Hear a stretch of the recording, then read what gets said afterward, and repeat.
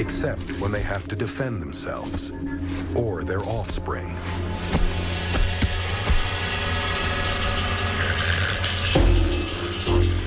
Armed with a razor-sharp, oversized claw on its hind feet, Ornithoides is the jackal of the Cretaceous period.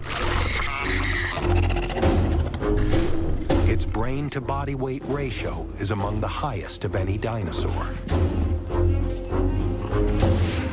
It knows better than to take on a full-grown Tyrannosaurus. Not when there are easier targets.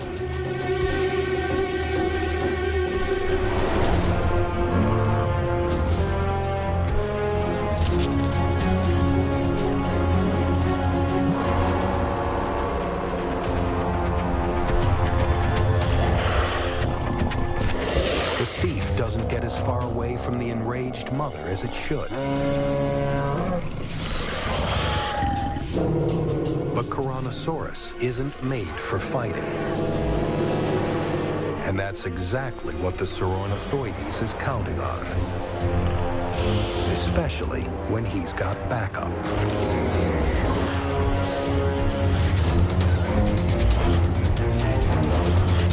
Speed and strategy give these small hunters the edge.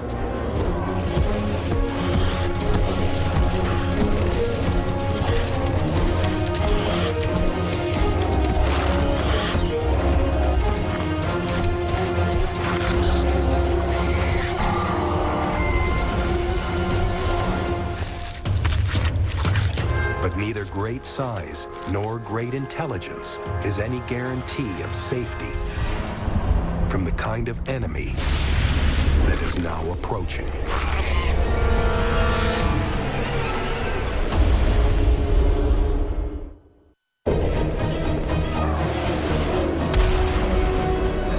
An immense boulder the size of Mount Everest crashes into the Gulf of Mexico, driving entire species of dinosaurs to extinction in less than 5 minutes. But the worst is still to come.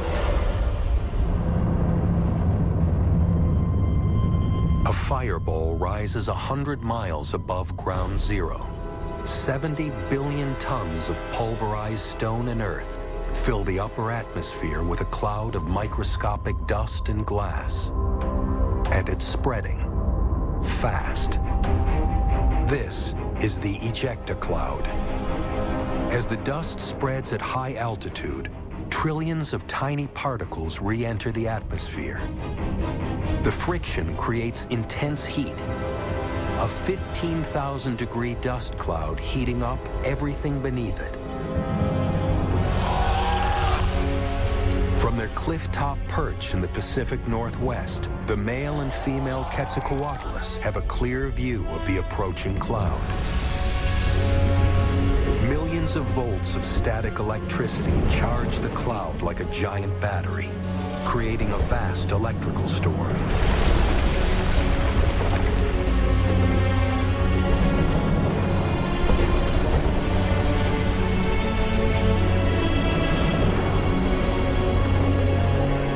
Superheated rocks shower the valley. There's no way to hide from a rain of fire. The male's tattered wings can no longer keep him aloft.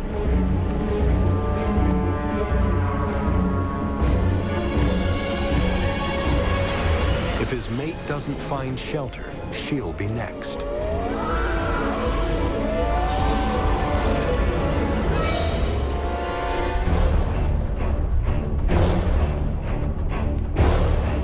The ejecta cloud continues to spread at high altitude. 8,000 miles away in Asia, the cloud rolls in from the east. In Mongolia, temperatures on the ground tick upwards, a few degrees hotter every second. As the air reaches 120 degrees, the only hope is shelter.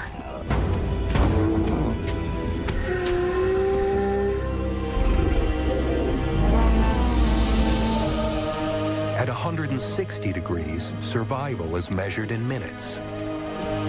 Over 200 degrees, just seconds.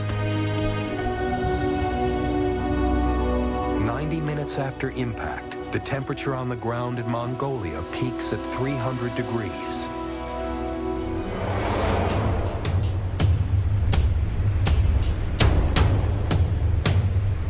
The microclimate of a cave can keep a handful of survivors cool enough to breathe. But it's a refuge that has to be shared, forcing an uneasy peace between sworn enemies. One that's already fraying at the edges.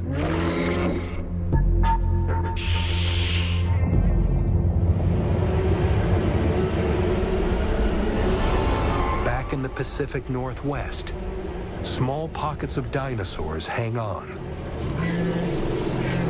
For the Triceratops here, the high temperatures and humidity force them to keep moving.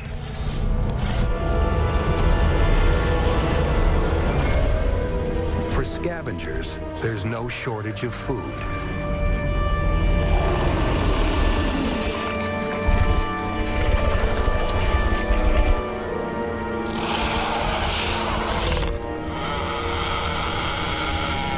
But most animals caught by the ejecta cloud aren't so lucky. And the after effects of impact are just getting started.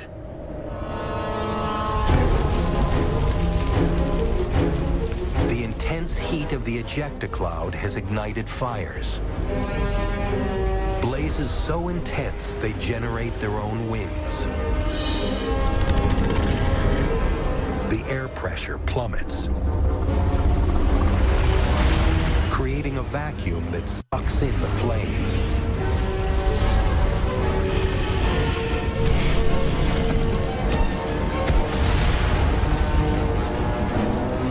The front of the fire burns hottest and fastest,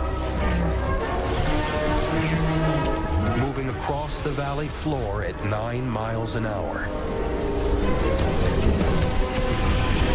T-Rex can run twice that speed, but it can't keep the pace up forever.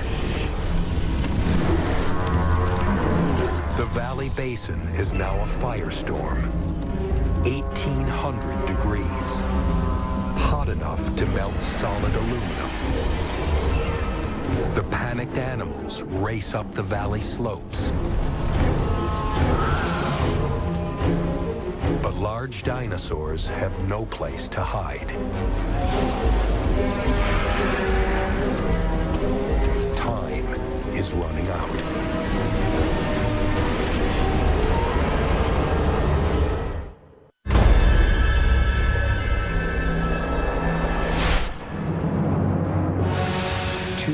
After the asteroid impact, the entire planet is covered in dust and smoke.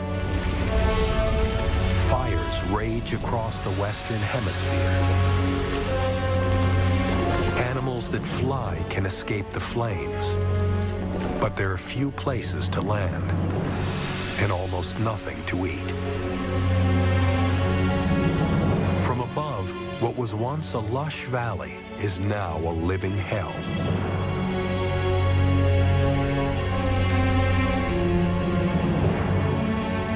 8,000 miles away in Mongolia, the temperatures are finally dropping.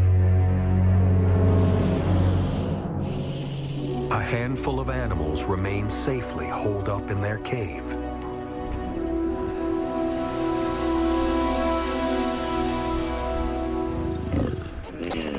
The ravenous or ornithoidids can't resist the sight of an easy meal.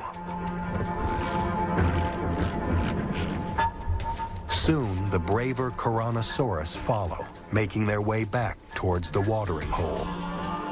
One stays near the protection of the cave.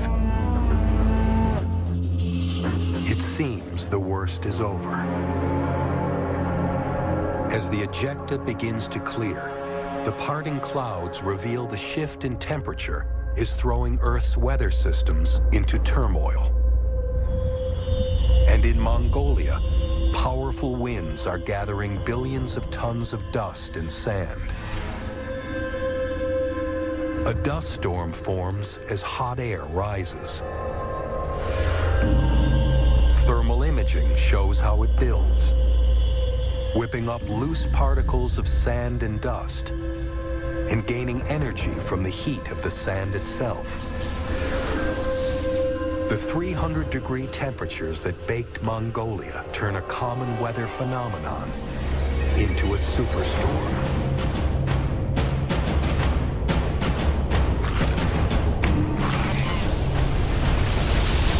As it hits, the Saurornithoidids are small enough to crouch for cover. But the Tyrannosaurus are out in the open.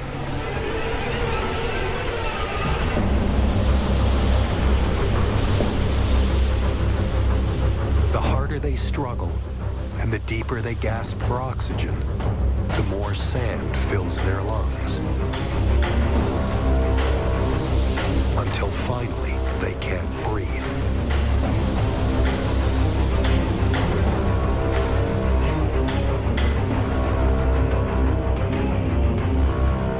The superstorm engulfs much of the continent. It's hours before the winds die down.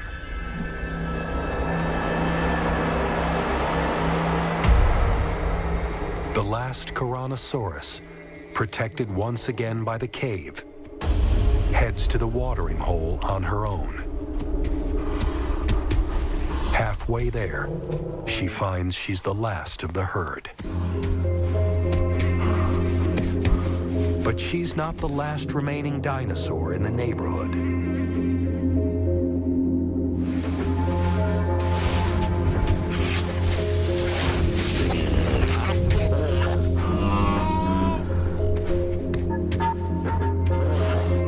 Huddled close to a Tyrannosaurus corpse, the Saurornithoidids were sheltered from the worst of the storm. But the sand has swallowed their meal.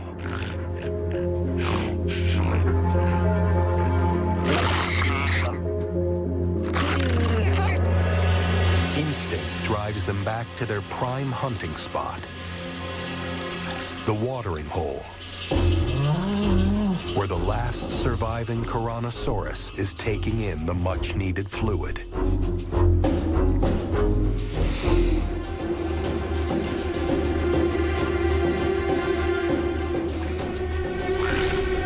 The Saurornithoidids are desperate for food.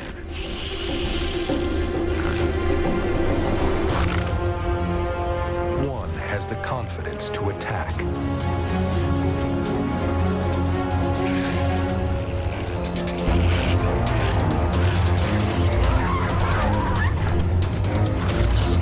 Its prey is still too exhausted to run.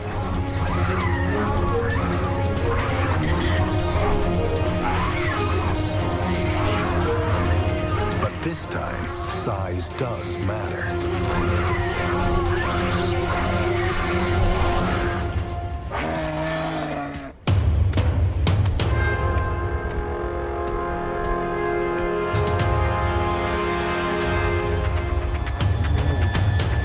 The remaining Saurornithoides moves in.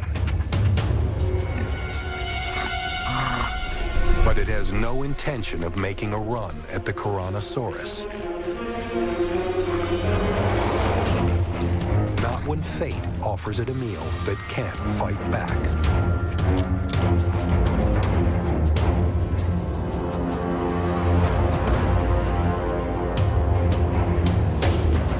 A week after impact, food is in very short supply across the entire planet.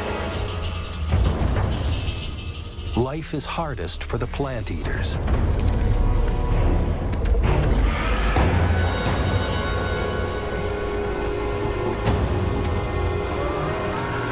The carnivores are more fortunate. They can eat the herbivores.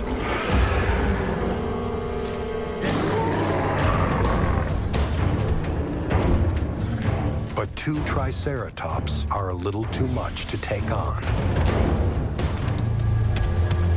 Hunger drives the giant herbivores toward the Pacific coast.